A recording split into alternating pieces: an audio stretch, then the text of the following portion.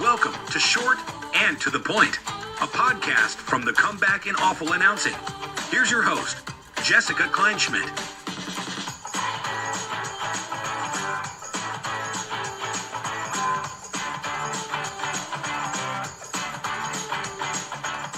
Welcome back to Short and to the Point, everyone. Jess Kleinschmidt here for Awful Announcing and the Comeback. Excited for this episode, new and different. We don't do a lot of tennis coverage, pretty much none, actually. So we decided to change that up this time around. Prakash Amritraj stopped by, former tennis pro, stops at the US Open, the Australian Open, Wimbledon, and of course, he won a national title with USC during what his former coach Leach called a Cinderella year. Very exciting to talk about that. We also talked about life, which I think is always important, how you can turn sports into life lessons. And how can you have a tennis conversation without talking about Venus and Serena Williams? So here's my chat with Prakash.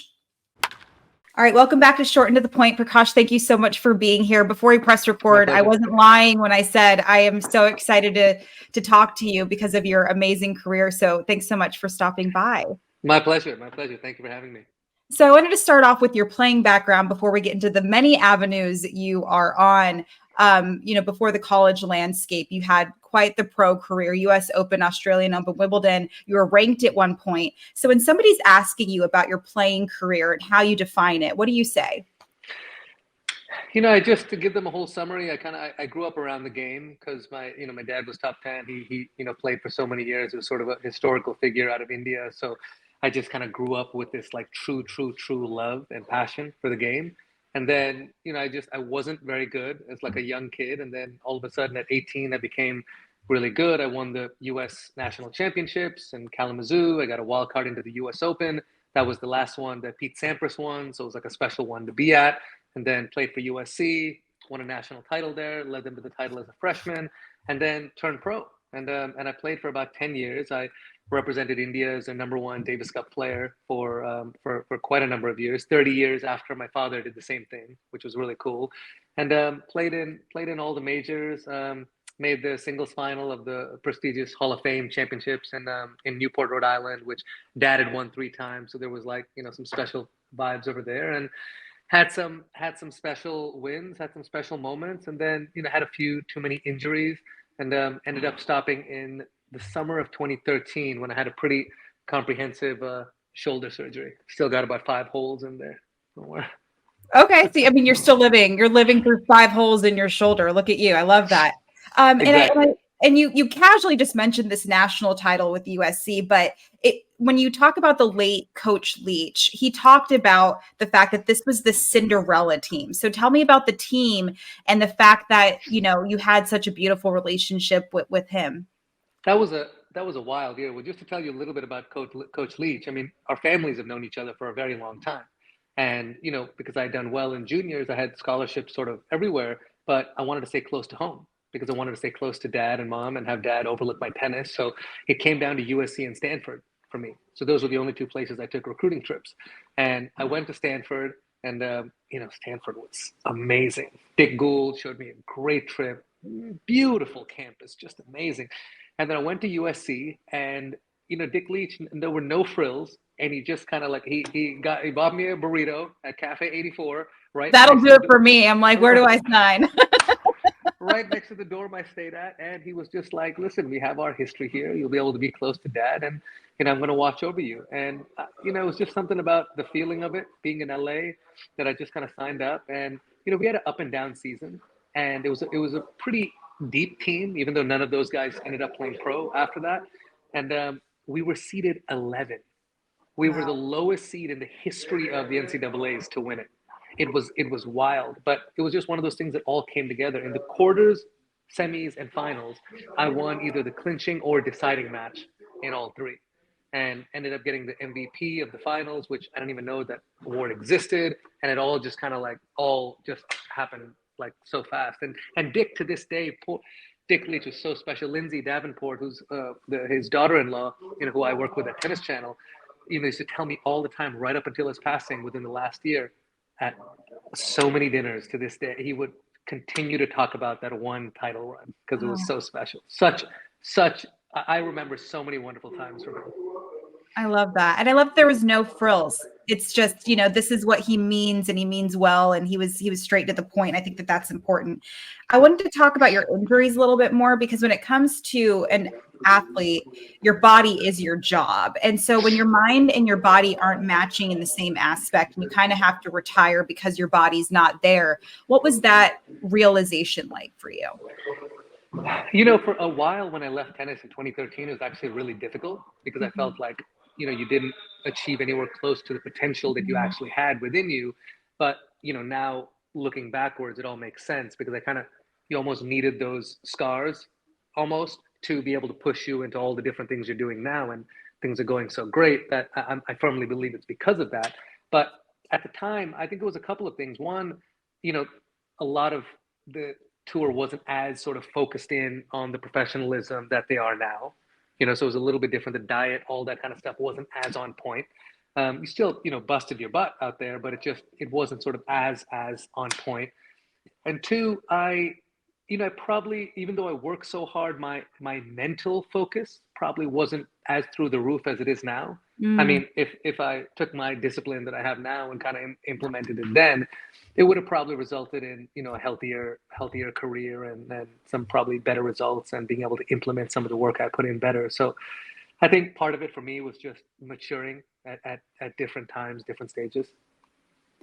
And you mentioned the mental focus now, like you're super into fitness and you've grown over that time. And, you say so a lot in these interviews that you were kind of a skinnier kid, which I mean, I could see that as far as like the tennis physique goes, Right. But you're so much more disciplined and not just the fitness, but, your health and your diet, you travel with a lot of that stuff as well.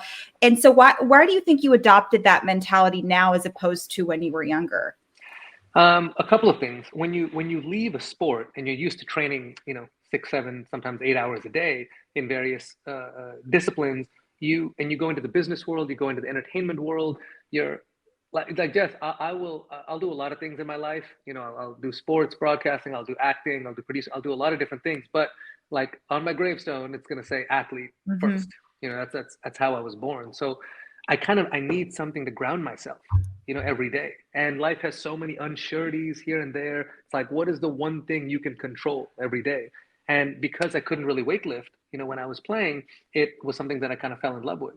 And on a side note, a lot of, what I want to do in films is sort of, be able to play certain kind of roles and change the perspective of, people of my background, Americans, Indian heritage and all this stuff who've been seen a certain way in Hollywood. So, part of that is also, presenting in a different way.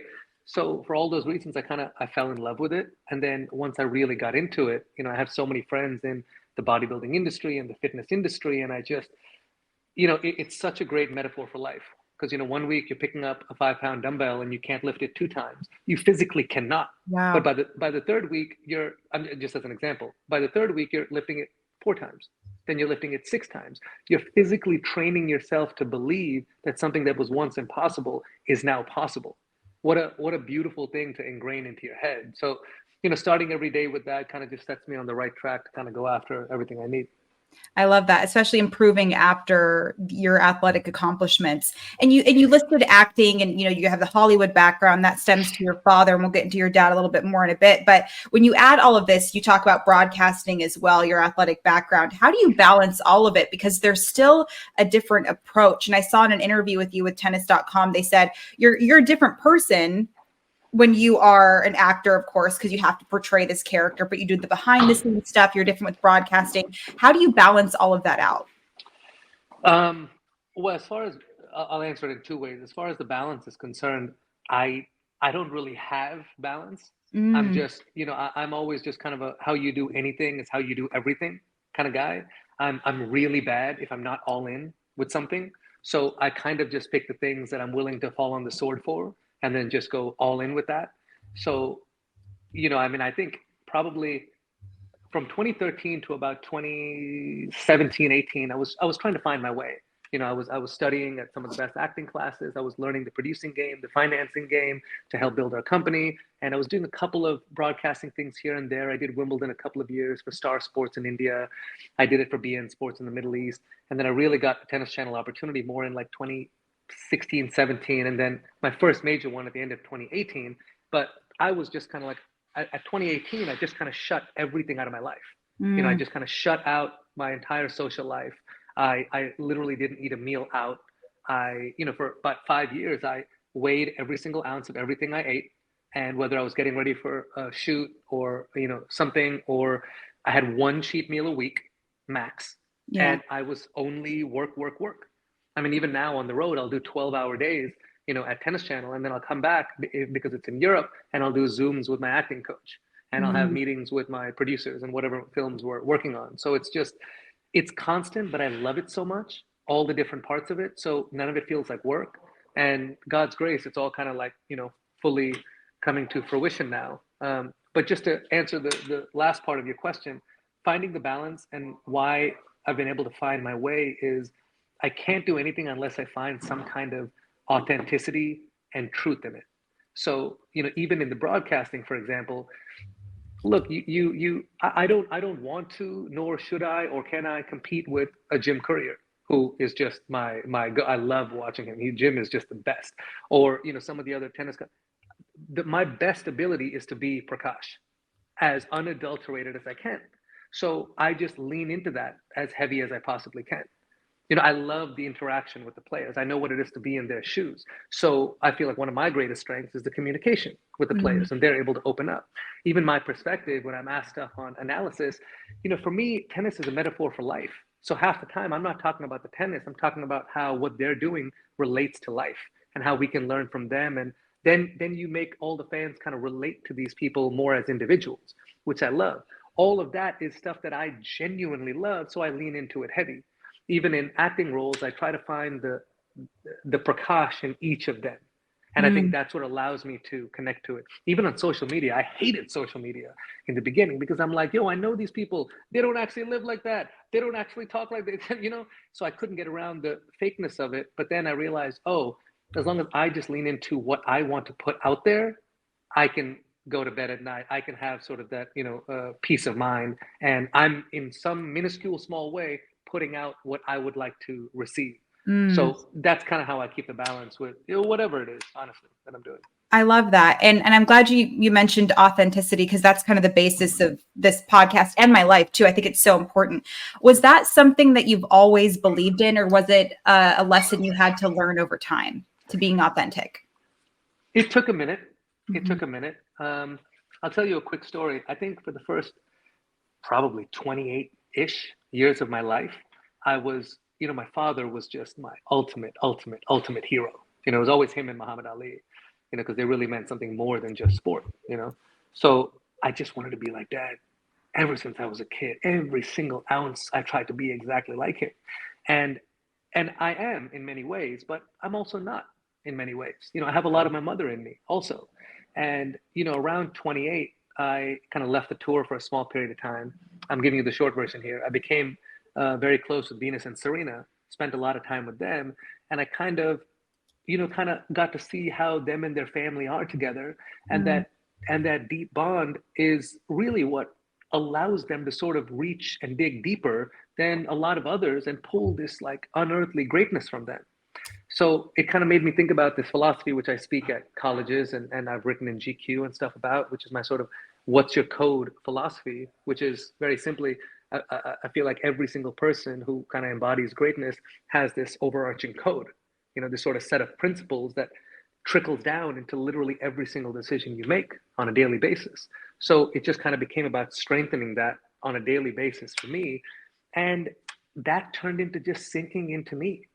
And whatever that may look like, Dad used to applaud a lot of people's shots. If I did that sometimes, and sometimes I wanted to break a racket and curse at the umpire. Yeah. And once you leaned into what is authentically you, I just think you have more love for yourself. You're happier. You're able to have less shame. You're able to have just more genuine joy instead of sort of externally generated joy.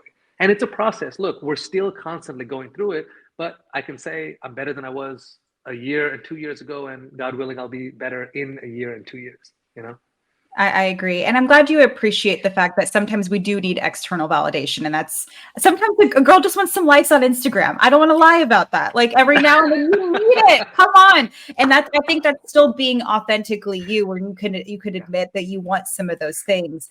And, so I want to talk about your dad. And it's funny, you said, quote, he's sort of a historical figure, which is very funny because seeing the interviews that he does with and without you, he's very modest and humble. And I feel like if you were to approach him calling him a historical figure, I would be interested to see how he reacts. But being able to work with him, under him, learn from him, what's the dynamic between you and Vijay? I mean, it's been best friend my whole life. There's not a single thing that I haven't told him since I was a kid. And to be able to have that confidant, as you get older and you see a lot of people who weren't fortunate enough to have that relationship, you exponentially realize how blessed you were. Yeah. To have that kind of father figure, and that'll easily be just my greatest blessing. But he's also just been someone I aspire to in so many different aspects of being a man. And you don't again realize that until you get older and realize what it actually is to be a man.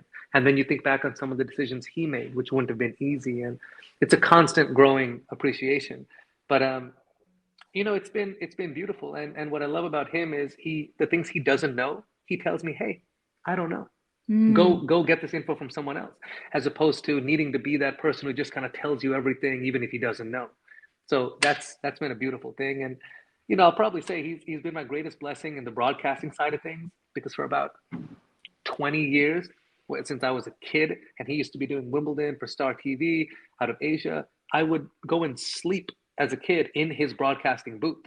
So he literally Mr. Miyagi'd me. Yeah. And 9-10 hours a day, I would just listen to him carry the show with his partner, Alan Wilkins, and have, Federer come in and Sampras come in and Ivanisevic come. And I just watched this all day long, and it was just in the back of my head. So, when things that I don't have to work as hard at, I still prep, of course, and work hard at my craft, but they come a little more naturally. It's because of all the time with Dad, Yeah, it's like it was ingrained in you. You like were already there, nature versus nurture, if you will. I think that's so cool. 100%. And you said in an interview with Deadline, quote, "For so long, people of color have been told you can't and you won't. And your father is a man of you can and you will." And when it comes to being Indian, you said it with the Hollywood roles, like an Indian plays an Indian, and there's a lack of representation. And he kind of started it all. And what's that been like? And you don't necessarily have to follow in his shoes because he's your dad, but because of your background, you get to do all of these amazing things and be the first. So why does representation matter to you? And why is it so important for the message to say you can and you will do this? Oh gosh. Well, I think it's so important because this is literally the stuff that moves the world forward. In any field, the minute someone does something, all of a sudden you have an army of people doing it. No one could break the 4-minute mile. No one could do it. No one. And then Roger Bannister did it. And then within 12 months, I think it was something like 13 people did it within the next 12 months. It's just believing that it is possible. Indians weren't even on the screen in Hollywood before. Yeah. Dad was the first Indian ever on American television when he played Rod Laver at the US Open on CBS. They paid $100,000 a minute to keep it going over the time limit because it was voted the match of the decade. He was the first Indian on Johnny Carson. He played a secret agent in James Bond. He was the first Indian with his own TV show. He was a bit before his time, But, when I grew up, the only Indians I knew were Apu on The Simpsons and, the engineering guy you made fun of on a TV show, or, the guy who didn't get the girl or the funny accent or whatever. And I was born in LA. I grew up on, the Lakers and, Magic, Kobe and Shaq. I grew up on Death Row Records. I grew up on Pac. I grew up on Will Smith, Cruz, Eddie. These are my influences. So, when I'm trying to aspire to that, but, the world tells you, no, you can't, you got to fit in this box. It doesn't register. So I think when you're in that position, it's a beautiful time now because I think the world is primed for it, but you got to kind of create your own lane. And when you're kind of set on that, you'd be amazed what, God kind of, attracts into your universe, and all the pieces start coming together to actually create that lane.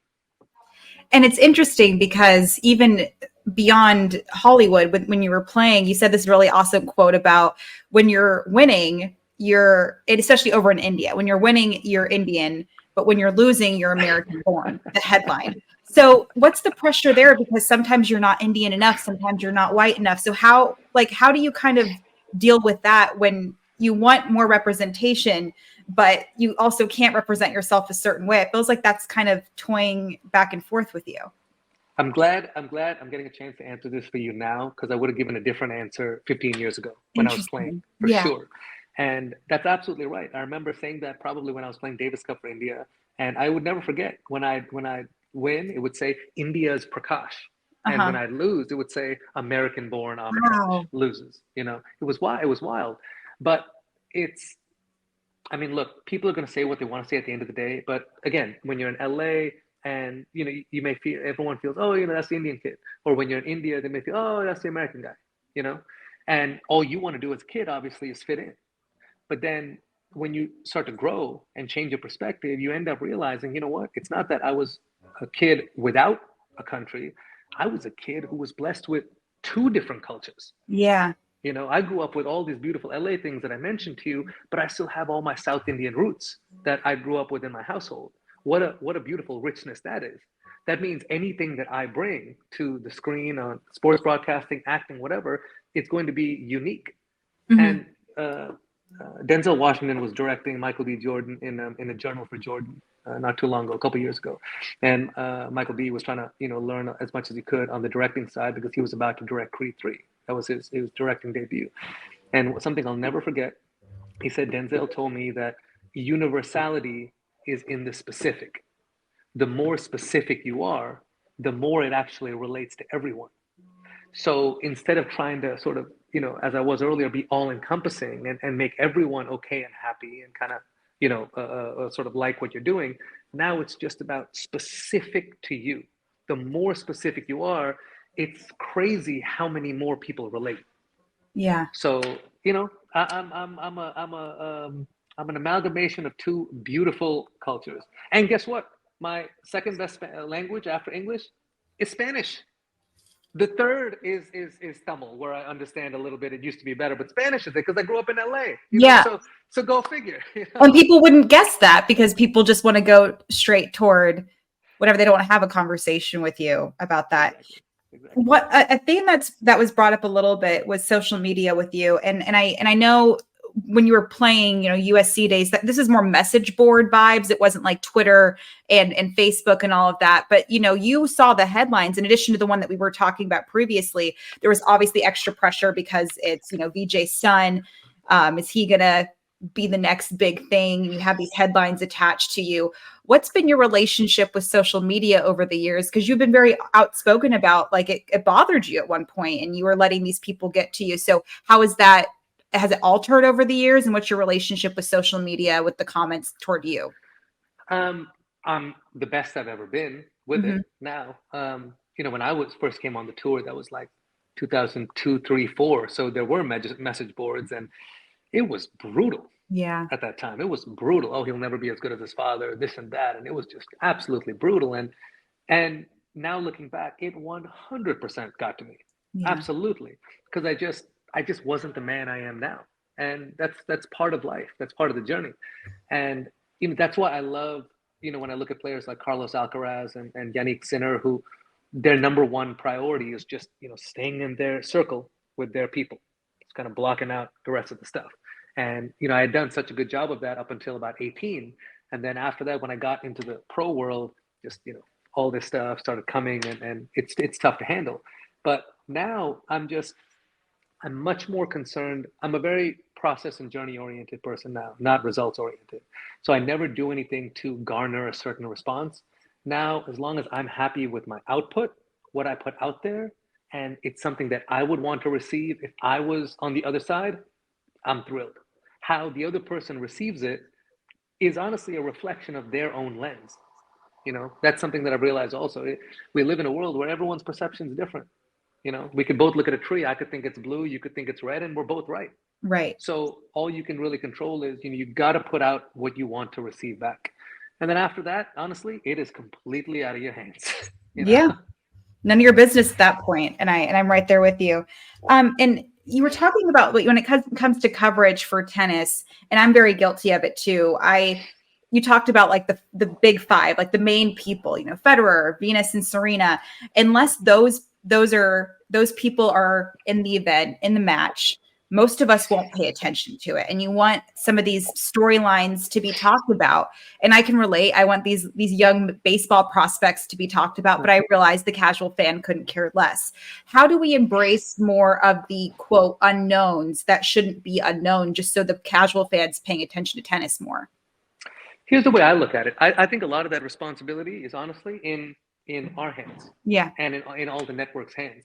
I'm in a fortunate position. I've done many roles in sports broadcasting, you know, commentary, you know, hosting, single hosting. But now I'm mainly on the interviews. That's what I mainly do. I run the desk and I talk to the players all year long. And that's my favorite thing to do in the world because I get to interact with them. 80% of my interviews have nothing to do with tennis. Mm-hmm. Because look, to be in the top 100 on the ATP or WTA tour, you have to be so exceptionally good. You have to have come out of such dire circumstances to make it to this level that you are just one of the best athletes in the world. And they're not necessarily looked at that way. Oh, this guy's ranked 20. Oh, I'm not even going to watch. That's ludicrous. But I think the way to jump that and get through with that is every single one of these people from different cultures around the world all have an amazing story. So let's get into it. You know, maybe there's someone who lives in Oklahoma, and maybe there's a player from the Czech Republic who both watch Madam Secretary. Yeah. You know, maybe if they start talking about which episode they like, all of a sudden there's a connection point between these two, and that makes that person in Oklahoma want to watch a player from the Czech Republic's third round match at Roland Garros. I love that kind of stuff. And once they do that and start getting to know them, they become fans. I think it's less about the tennis and more about the people. So the more we can delve into the people of it, I love it. I think that's the key for us because there are so many untapped gems out there on the tennis tour, and it is the most international sport. I mean, you have players from every single part of the world coming in to participate, and there are some real stars out there. So I think it's part of our duty to just kind of keep shining a light. I agree. And it's cool you said a lot of the conversations aren't about tennis. Was that the case when you first got started into broadcasting? Because when we first get a camera in front of us, we want to be the next XYZ, but you want to be you. And you talked about authenticity. So how were you able to embrace that? Or was it kind of test and fail scenarios, or what happened there? There's one, let me tell you, there's one story, which is sort of an example of this whole thing. This was back in 2019. Just to give you a little history, Tennis Channel said, we have the wild idea, end of 2018, we're going to send you with a whole camera crew to the O2 finals in London, which is the top 8 players in the world, right? I've never done this before. So they sent me there and like, get everything you can. And I knew these guys, right? Roger, Novak, all these guys, because I played with a lot of them. So I got all the footage I could. They loved it. So they said, great, we're going to create a role called travel correspondent, you and a camera guy running around the world in 2019. So 2019, it was me and a camera guy going to all these tournaments, just getting interviews. And I remember in one of them, I think I was in Dubai or Sydney, Acapulco, something like this. And I was interviewing someone. And my producer at the time, Michael Haston at Tennis Channel, was like, what are you doing? If we wanted some stiff, we would have hired. And he mentioned, he mentioned someone. So he was like, if we wanted that, we would have done that. Look, be you. Just, I don't get, you know what? I tell you what, go be so you that I tell you, yo, that's too much you. Yeah. Why don't you pull back? I said, are you sure? He said, yes, show it to me. I said, fine. So the next interview, I went out there, Gael Monfils, the French player, so exciting, had just started doing his Wakanda Forever celebration, you know, after he used to win his matches. So we were having this interview, then I started talking about Black Panther. I'm like, yo, come on, brother, show me that stuff. We started doing this, started getting into a whole Marvel thing, and the whole thing turned into like a whole Black Panther interview. And he's like, that's what I'm talking about. So then I just sort of started leaning in since then, and we've just had some magical moments with like a bunch of different players, you know, all over the place, which has been great.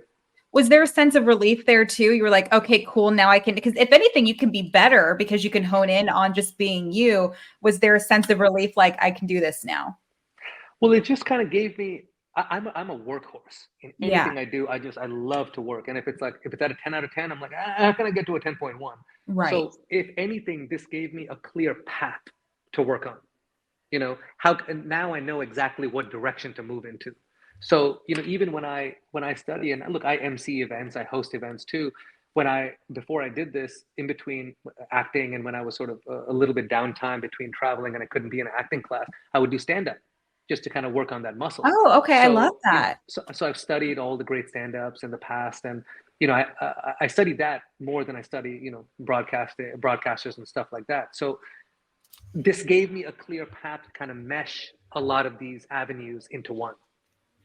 I love looking at these great MCs. I love looking at great stand-ups. I love looking at great storytellers and kind of helping craft and talk show hosts and kind of crafting that into this platform. And what was it like with your first sit-down interview with your dad? Oh, it's like having like all the cheat code over here. And I know there's a little inkling of the story that he's not saying. I'll start hinting at that part so that becomes better. Oh, wow. I could tell all his stories by heart with the same emotion and passion, and because it's so ingrained in me, and it's just like, we're doing a documentary on Dad right now. We have an Oscar-nominated director who's directing it. We're about 40% done, and we're doing it with Time Studios, prestigious Time Studios, Time Magazine. And I watched the sizzle for it the other day, and I completely was bawling and crying, because his story, it's weird because he's my father and my best friend, but at the same time, if I wasn't, he's still the guy that I would call my hero, right? To be able to go after all the things I'm doing. So what a unique position I'm in, And the sizzle, you're not getting all of the documentary, of course, but so I can't 100% say did it do it justice. But from what you got from the sizzle, do you think it's doing him justice, telling about like who he is? This is going to be really special. We're putting it together. We'll take it out to market soon. But it's if it's making me feel special, yeah, I think nothing can do his story justice. That means it's in the right direction. And you were a co-executive producer for it, right? I'm an executive producer on it. Yeah. Okay, so then what was that aspect like? Because I mean, obviously you know him so well, and that I could assume that's how you helped, add to it. But to have the behind the scenes and that, title attached to you with your Hollywood background and his Hollywood background must have been pretty awesome. It's great. And it's one of the several projects we're doing. We're shooting a romantic comedy at the end of the year. I'll be the lead in that. And then we're doing. Oh my gosh, hook a sister up. I'm a rom-com girl. Let's go. Amazing. Oh, you will love this one. You will love this one. We're doing working on a big action franchise as well after that. But this one was special because, I'm very close with the director, Sami Khan. He was nominated for an Oscar a few years ago for a project called St. Louis Superman, really touching project. And this is such a personal story for him. So getting to work with him on this and kind of help craft which parts of Vijay's story are going to relate most to today's audience. And then Time Studios has just been, so wonderful because they've just done such wonderful projects and they see the significance of this. So the archival that they've been able to do, combined with some of the interview sort of prospects that I've been able to bring to the table, it's just been such a blessed combination. I love that. Yeah, I'm in my Delulu about love rom-com era. So hook a sister up. I love that, and I love that you're in the lead. That's so beautiful. That's so. Great. That's progressive. That's amazing. I love that. Thank you. And I wanted to go back to your dad. Like there was a sit down. I believe it was when your dad got inducted into the International Tennis Hall of Fame, and you asked him, and you were very reportery about it. And you said, how are you feeling right now? And the first thing he said was, well, I get to be here with you. And I have lost it. And he's so humble about everything that he's done to the point where if I didn't know who he was, if his resume wasn't following him around, he would just be like a lovely person. And is that just how he is? Just very humbled about all the stuff that he's done? Jess, whether it's, just some random person on the street, it could be a prime minister, it could be a king, whoever it is, he has all the time in the world. He's got the biggest ear-to-ear smile on his face. And that's something that I love so much and desperately try to emulate as well. The way he leaves people feeling is, out of all the things he does, that's probably my single favorite thing of his. And it comes from a genuine place. Yeah. The joy he gets from leaving people feeling in a good way is marvelous. And, look, every small thing we do in some way is how you end up changing the world, because it's those small acts over and over again. So that's the first thing that I will always think of when I think of dad. And, it shows just like these great relationships you have with people. And, Venus and Serena Williams, you're very close with them. And I think of that clip. I think you were talking to Serena. She like busts out laughing in the middle of a conversation, but it's just because there's a comfort there, not to mention she doesn't really do media during certain aspects. Correct. And you said knowing them is life-changing, and that could be for an obvious reason, but knowing the Williams sisters and it's life-changing, what do you mean by that? A couple of things. I was fortunate enough to spend a lot of time with their father also. The whole family, their sisters, Isha, Lynn, their mother, Oracine, everyone is just wonderful. But I had like a really long talk in the summer, Wimbledon of 2012 with Richard. We sat on that lawn overlooking court 14 at Wimbledon, and we just talked for like 3-4 hours. And look, the love that they have for each other is one of their greatest strengths, which has held them in such great stead against all these different things that they've had to tackle throughout their lives. But I think the number one thing that they do so exceptionally well, and it probably stems from that bond, is, and I mean this in the nicest, healthiest way, is to absolutely not care what people think and what people say. And it's such a simple thing. But I think the more any of us are able to master that, it just takes us into different levels of life in everything, from our social, romantic relationships to our professional and purpose ambitions in life. It's one of the most freeing things in the world, and it actually allows you to dig deep, because we are, whether we like it or not, kind of shackled a little bit by what people think. So the more we can escape that, it's one of the greatest things you can do for yourself. So I think it's a constant process, but that was one of the major takeaways. And what's it like just watching them grow? Because, they, in the infancy of their careers, they made tennis into this pop culture phenomenon, and they grew as women and entrepreneurs and like moms. And like, so how have you witnessed them grow just as individuals? Well, the beautiful part is through all those evolutions, and now I'm seeing them do so many different things. Last year in November, Venus and I hosted a pilot together. We hosted a pilot for Live Nation in the music space, totally unrelated to film. So we were in Austin shooting for a weekend together. It was so much fun. And to see her kind of get into that side of what she's doing now was beautiful, because I always told her, "You're amazing on camera." She's like, "No, this isn't for me." I'm like, "You're amazing doing this stuff." So to see both of them and the whole family grow into all these different aspects, and they're all so tremendously successful. The one commonality in the entire journey is they have totally been unadulterated themselves all the way through. And I think that goes back to that family bond and really blocking out the outside world and making your decisions for yourself. I'll never forget one quote. It was in one of their documentaries that they did. Serena was going on the court, and Venus was giving her a pep talk, and she said, "Listen, if you don't do it for you, do it for me. Die on the court." And I mean, when you can have that kind of attitude going into something, and it's your love and bond with your family that you're willing to fall on the sword for, I'm for sure going to trust that person at 5-all in the third set versus someone who's just trying to win the match. Yeah. And what do you think you've taught them?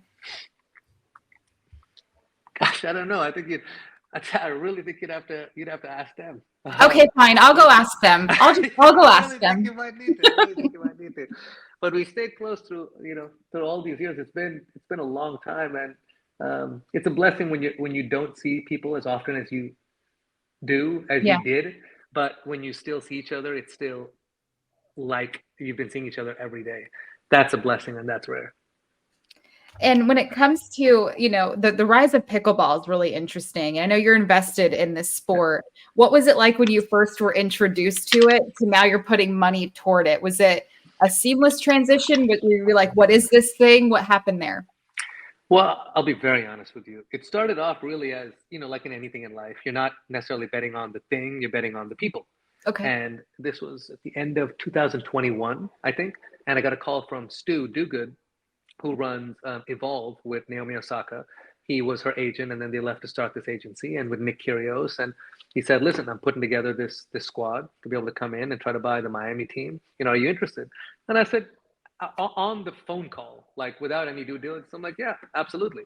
And then I got into sort of researching it and so forth later. And then that's when I dug into it and realized, wow, this space is just growing like crazy. But yeah, listen, he called me up, and I get along with Nick so well. What Naomi and Stu have done together has just been beautiful in business. And then, then on top of that, he brought, Patrick Mahomes and Rich Paul. It turned into such a great group. Kygo's in there too. Palm Tree crew. And it's Miami. So it's like, you sold me a long time ago. But they have big plans to not just expand here, but I think Pickle's expanding internationally and so forth. And it just seemed like a great venture, really fun. And it's actually introduced me to a lot of different people. I hosted a really cool pickle and paddle mashup in Miami last year for our team and activation at Wayne Boych's Padel Reserve Club in Miami. So it's been beautiful. And it is mind-boggling, Jess, how fast this stuff is growing. Oh my gosh, I know, like the fashion alone is taking over. What was and do you play often, or what was it like playing for the first time? I think tennis skills translate up to a certain point. Okay. In pickle, I think pickle takes away some of the athleticism and skills you have on a tennis court. I think tennis skills probably translate a bit more to padel. Okay. Which I think is a bit more challenging to play. But pickle, the big attraction to it is after one lesson, you can actually have a game with someone. So the bar for being able to actually play is very low. Tennis, you got to play forever to get remotely decent at it. So I think that makes pickle really attractive, and that's why it's growing so much. It allows everyone to be able to participate. Yeah, it's not like when somebody tries to explain a card game to me, and I'm like, I don't want to do that. Like 5 hours later, I'm like, I still don't get it, but like, okay, but sure, I'll play.